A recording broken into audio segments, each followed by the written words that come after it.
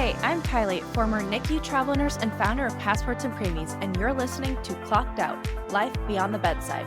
This podcast is for nurses who are ready to ask, what else is out there for me? Each week, we dive into what it means to thrive as a nurse beyond the hospital walls through conversations about burnout, alternative careers, travel, financial freedom, and wellness. Whether you're deep in burnout or just craving more freedom, you're in the right place. It's time to redefine what life after clocking out really looks like. Hi, friends, and welcome back. This week, we're going to do a little solo episode. I wanted to chat about quitting bedside nursing and I guess moving to France. I made an Instagram reel that had a lot of people asking, oh, how did you quit bedside nursing? And thought it would make for a good podcast episode. So here we are. Before I start, I also want to discuss I received one message from a nursing student.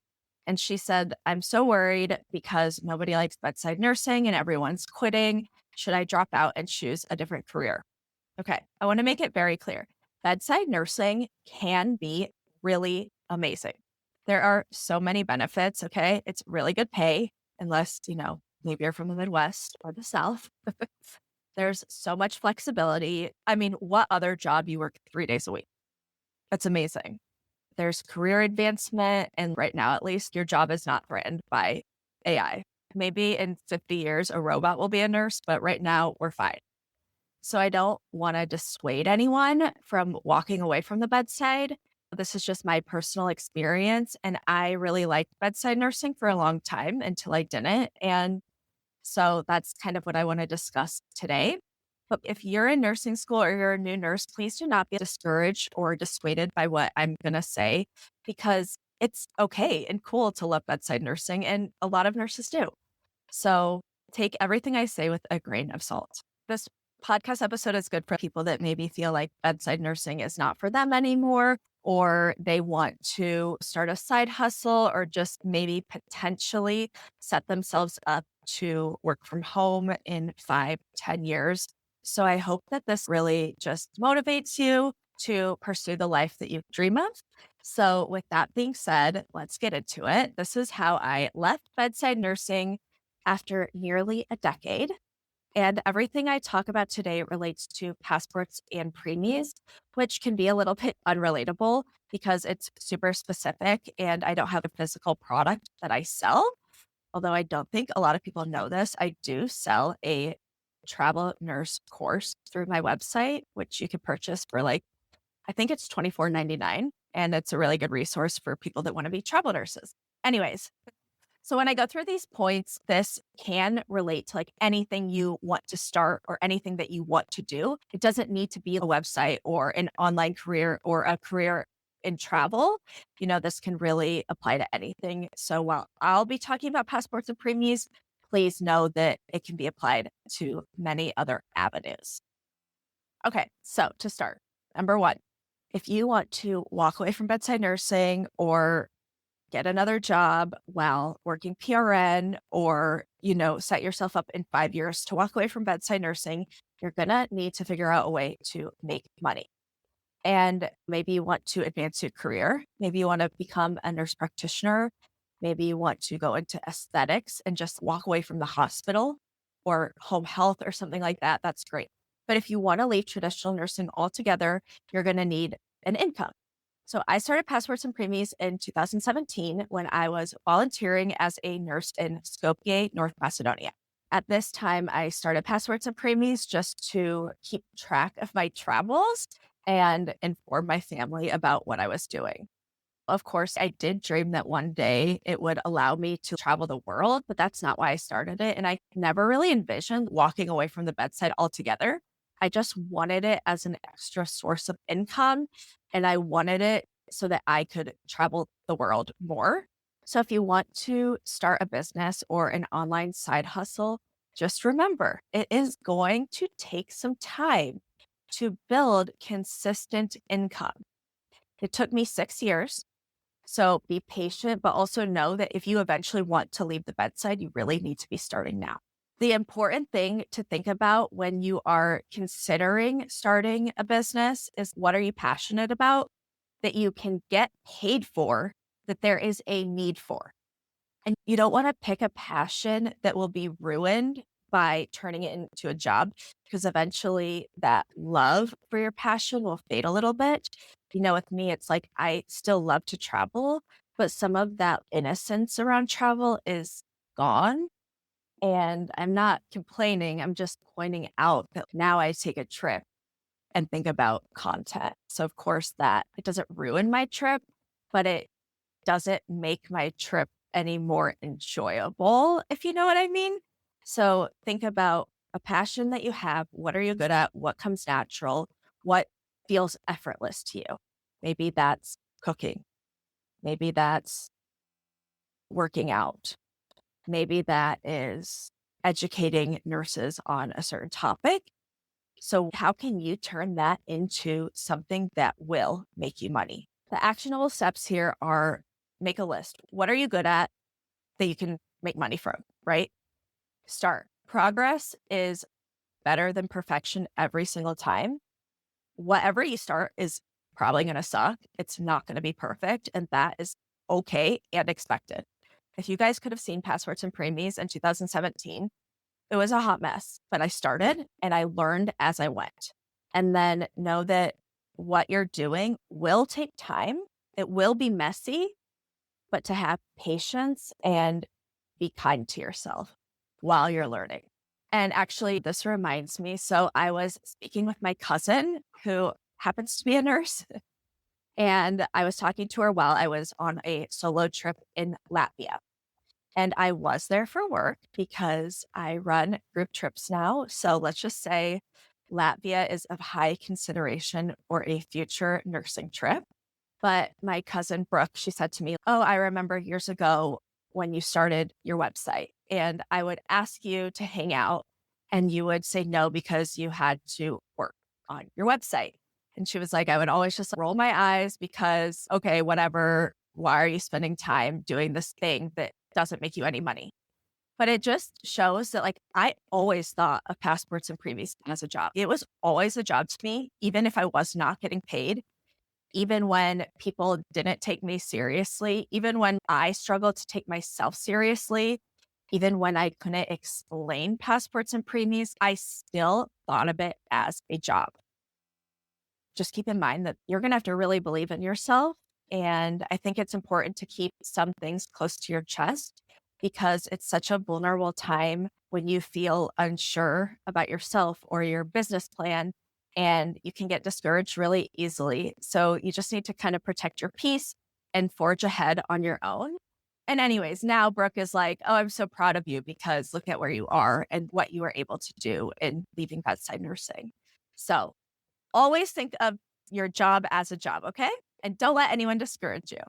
So, number two, how I left bedside nursing, I traveled a lot.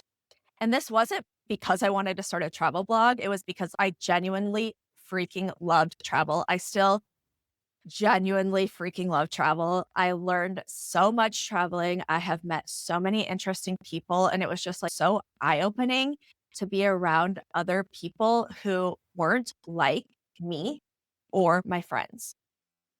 So you get a lot of different opinions and inputs in a good way. I grew up in Nebraska, so at times I have felt very behind in life. The Midwest is known for you get married young and you buy a house young and you start a family young. And I wasn't doing any of that. I had a career in nursing, but I also was starting something from scratch that wasn't a product, right? It's not like I can look at my friend and saying, "Oh, I'm building the next iPhone." It's like, "Oh, I'm building a website and I don't technically know what it's going to do for me or where it's going to take me, but I trust that I will learn along the way." So traveling really, it taught me a lot of lessons every single trip, even if I didn't understand the lesson at that time.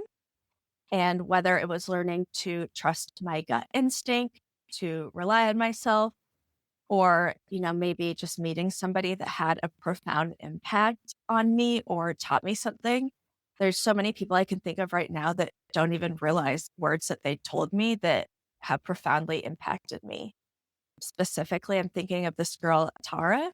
She is British, and I met her on a cruise in Halong Bay in 2018, 2019. And she was I don't remember it specifically, but she was a coach. And when I was telling her about passports and preemies, she looked at me and she said, "What's the best way that I could support you?" And I was like, I had to think it really hard. And at the time I said, well, you could subscribe to my newsletter. And she did. And she's still subscribed to this day.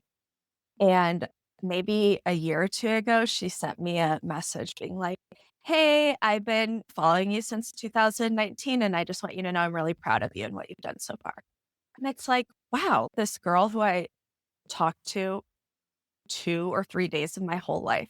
People like that just make such a profound impact on you. And so I think the takeaway here is treat everything you do as a stepping stone in life. Each day you have an opportunity to learn something, to build, and to grow. And again, you might be interested in advancing your career. This doesn't apply only to people who want to start a travel company. These tips and steps are for anyone who dreams of a non-traditional life. So also, you guys, take the damn vacation. As nurses, there's so much opportunity to take vacation. How can you get any clarity at home surrounded by the same sights, the same smells, the same people, the same routine? And it's time to face adversity and get out of your comfort zone. And you might be super uncomfortable with that thought, but I always recommend do a staycation, check into a hotel for a night that's near your apartment. Go on a road trip. Start by going out to dinner by yourself, then build up to a vacation, right? So 3, how I left the bedside. Stop saying yes to everything. Think about it. Time is money. I tell my husband this all the time and he rolls his eyes at me, but it's true. Time is money. When I am cleaning the apartment versus hiring somebody to clean the apartment, I am spending time, which is time that is taking away from building passports and preemies, right? When I choose to take a 2-hour train ride because it's cheaper than taking a 1-hour car, I am spending 2 hours of time versus 1 hour of time. So this is all time wasted that you are maybe doing something that you don't want to be doing and that you're taking away from being able to build something that will set you up for future success. In the early years of passports and preemies, like 2018 to 2020, I said no all of the time. And I feel like this really did affect my family, especially during COVID when I was spending a lot of time at home. When I was saying, no, I have to work. I think at that time I made like $400 in the whole year. So to them, it was just a hobby. And I was saying no so that I could work on my website and my brand. And they just did not understand that because, again, it was not a physical product, which is fair. But I also had like really bad boundaries and I could have done better. And I think that as a side note, one thing that I wish I had done differently, so some advice I could give you would be to set boundaries around your working time. At the time, I would work weekends, I would work into the night. I just had really bad boundaries, which kind of drug on my work. I was less productive because of it. So now I do not touch my computer Saturday and Sunday, period. When my husband gets home from work, my work ends, period. And I try to be a lot more present than I was in those early days. So just consider setting your own boundaries. So the takeaway here is decide what you can afford to say yes to. Again, think of your time as money and energy. Do you want to do something badly enough that you can spend literal and figurative money on it? Do you have the time? Do you have the energy? Do you have the money to say yes to things that you might not even want to be doing and leave bedside nursing? So number 4, the 4th way I set myself up to leave the bedside. I did talk about this a little bit in the beginning, but really just protecting your idea. I became very intentional about who I did and I did not listen to. I 100% believe in collaboration and needing a coach, etc. But not everyone is a coach. You have to listen to the right people. Not everyone is an expert, even though on social media, everyone can claim to be an expert. I feel like when I started Passports and Preemies, I started with a group of people. We all took this class together, but then as we kind of branched out, it was really interesting to see who they listened to and invested their time and money in. And honestly, I don't think any of them are around anymore. So it's just really important to protect your idea, know who you're investing in and who you're sharing things with, if you will. So I think too, you should apply the Mel Robbins theory, the let them theory here. I don't know if you guys know who Mel Robbins is, but she has this theory. She has a podcast, a book, etc. But the let them theory is this theory that you can stop letting other people's drama, opinions, and judgment impact your life. So if someone thinks your idea is stupid, let them. Does it impact you? No, it doesn't. But also, if you think that someone is going to think your idea is stupid, maybe you just don't tell them, right? You need to protect your idea at this stage. If someone thinks that you are wasting your time because you're not getting paid, that's fine. Let them think that. It's okay. Who cares? If someone is mad at you because you have said no to something, okay, let them be mad at you. Again, is this affecting your life? No. Who cares? Let them be mad. My mom has the best intentions in the world. She's like the best mom. But like there's one specific day I remember in such great detail. So it's 2018. It was nighttime and I had so much anxiety because I felt really lost at this time in Passports and Preemies. I didn't invest in a coach or anything until 2019. So I was crying to her because I felt, actually, I think I invested in a coach in 2018. And this is probably right at the start of this investment because, again, I was so lost on what I was doing. But I was crying and I told her I just felt desperate and, I really wanted this to work. And she looked at me and she's like, okay, it's time to quit. This is causing you anxiety. This is not helpful to your life. You're not enjoying things anymore, whatever. It's time to quit. And I think that if I had known at the time what the let them theory was, I could have applied it, but I didn't realize that. So I just kind of told myself, like, okay, I can't cry to my mom about this thing when it gets hard because she has the best intentions in the world, but this was something that she could never, ever understand. And so to move forward and persevere, I just had to let her not understand it. I didn't need to spend my time and my energy trying to prove to her or explain to her what my eventual goal was. I just had to let her think I was going to fail and move on, knowing I wasn't going to fail. So, what is the takeaway here? The takeaway is to listen to people that you want to emulate, people that you look up to. Spend time listening to podcasts and reading books from people who teach you something, right? Not everyone is going to get it. Not everyone's going to support you or cheer for you. And that is okay because right now it is only you that needs to believe in you. And the last point that I want to make, okay, number 5, building Passwords and Preemies, which is now a website, a social platform, podcast, and trips for nurses was really hard. And there were certainly days that I wanted to give up. And in those early days, I could have never predicted, oh, one day I'll have a podcast. One day I'll host group trips for nurses and meet nurses from Australia and Canada and all around the world. That's been really amazing. But there were days that I wanted to give up and there was days that I was really frustrated and I guess scared. But I was really unhappy at the bedside at this time. And that scared me more than failing. And so I think you need to keep in perspective what's the less of the two evils. Like right now, is it being uncomfortable is hard and scary? Or is it the thought of being at the bedside in 10 years when you don't want to be? That's hard and scary. So sit down and ask yourself in 10 years, will I wish that I would have tried something different? In 10 years, do I still want to be sitting in front of my patient's room thinking, I wish I'd gone the extra mile. I wish I had given it more time. I wish I would have started in the first place. You're listening to that monitor beep and you're thinking, what could have been? What could my life have looked like? I never even tried. So I think, yeah, you want a non-traditional life. That's scary. And a lot of people aren't going to get that. But you need to believe in you, and you need to pursue it with every fiber of your being. And I am sitting here cheering you on and supporting you from the sidelines. And I believe in you.